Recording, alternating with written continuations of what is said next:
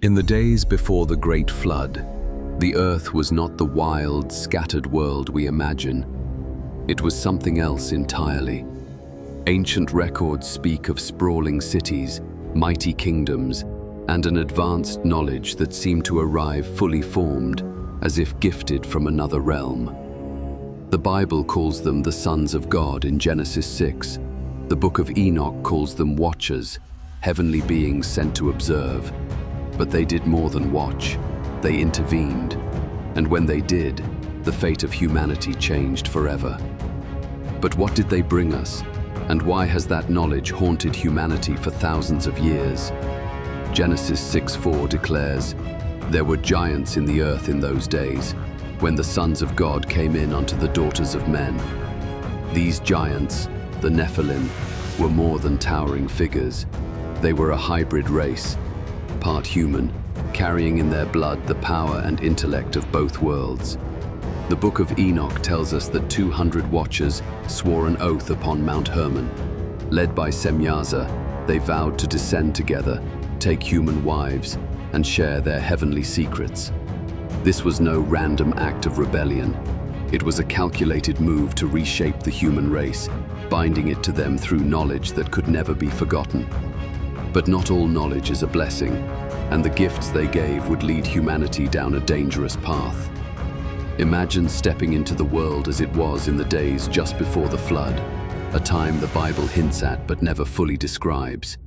The air is alive with the sound of hammers striking bronze, the rhythmic clang echoing down streets paved with stone.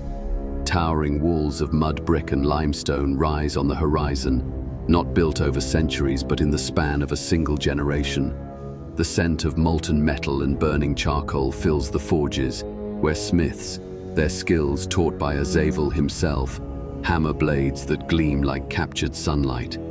These weapons are not for hunting animals, they are for armies, and the men who wield them walk with the confidence of those who know they cannot be challenged. In the city's heart, astronomer priests climb stone steps to the top of towering ziggurats.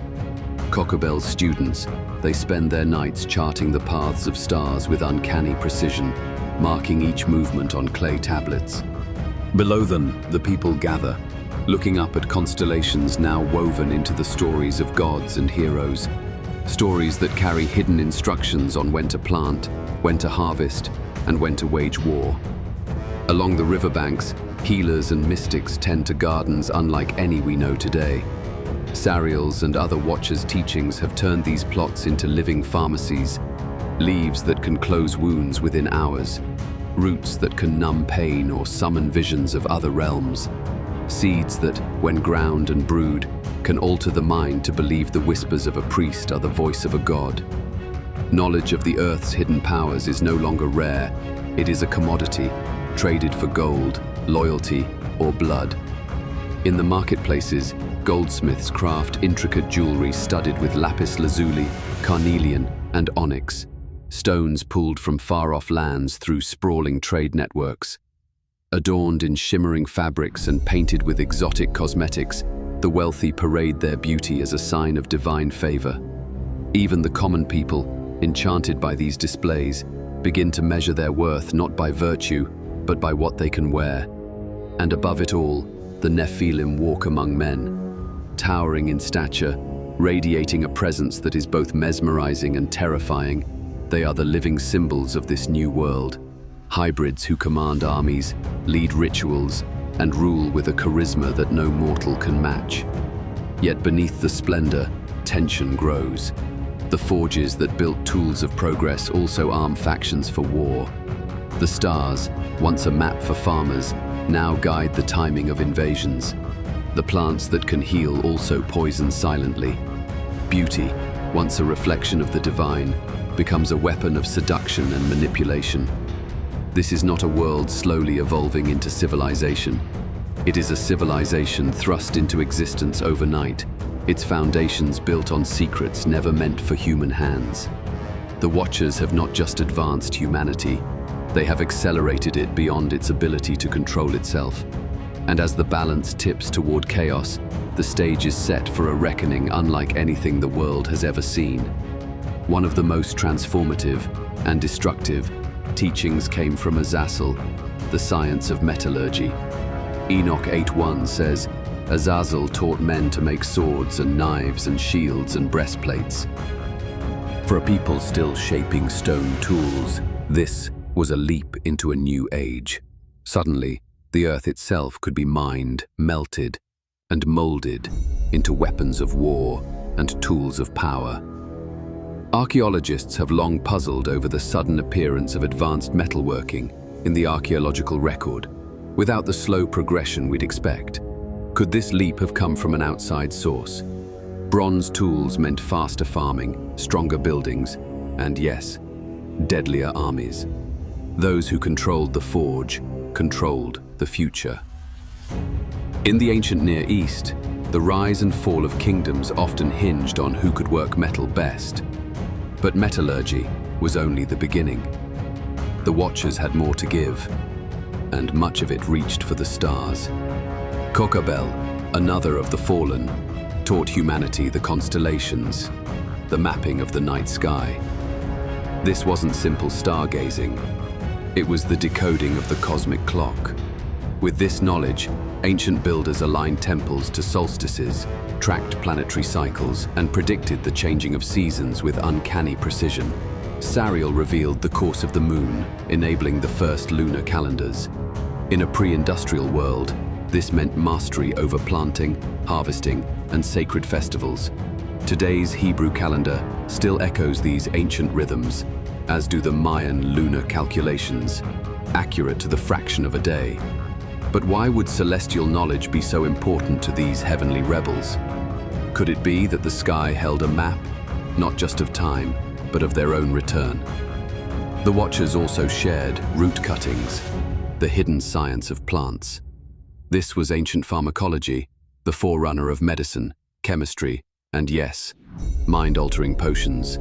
Some herbs could heal, others could kill, and still others could open the mind to visions and altered states.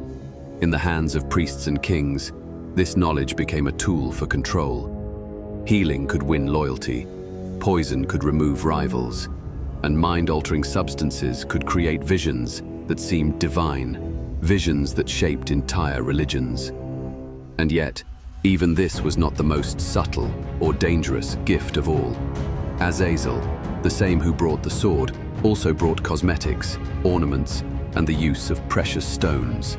At first it seems harmless, but beauty and the symbols of status have toppled kings and forged alliances. Gold and jewels were not just decoration, they were power, currency, and divine imagery. Societies began to equate beauty with authority and appearance with worth. The more humanity obsessed over image, the easier it became to manipulate. Soon, the world was a web of power, seduction, and corruption, exactly as the Watchers had planned. Genesis 6:11 records, "The earth also was corrupt before God, and the earth was filled with violence. The Nephilim consumed resources, enslaved humanity, and according to Enoch, began corrupting all flesh, altering the natural order itself." God's response was swift. The archangels were sent to bind the leaders of the Watchers in the abyss. The great flood came to cleanse the earth, sparing only Noah, perfect in his generations, perhaps untainted by Nephilim blood. But here is the chilling part. Fragments of their knowledge survived. After the flood, Babylon became a center of astronomy. Egypt perfected metallurgy and monumental engineering. The Mesoamericans aligned pyramids to celestial events with precision rivaling our modern instruments. Across continents, herbal medicine and alchemy thrived. These were echoes of a world before the waters rose, a knowledge that refused to die. And now, it is returning. Today we refine metals into weapons capable of erasing nations. We map the stars with satellites instead of stone markers. We manipulate the code of life with genetic engineering, and we alter the human mind with drugs more powerful than any ancient root cutting.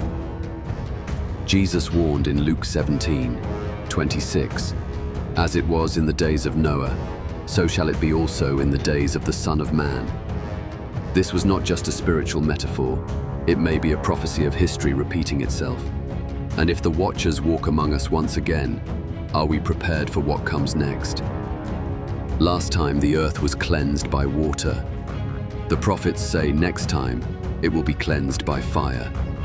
And as our world races toward a technological singularity, a point beyond which our future cannot be predicted, the question is not if we will repeat the mistakes of the past, but whether it has already begun.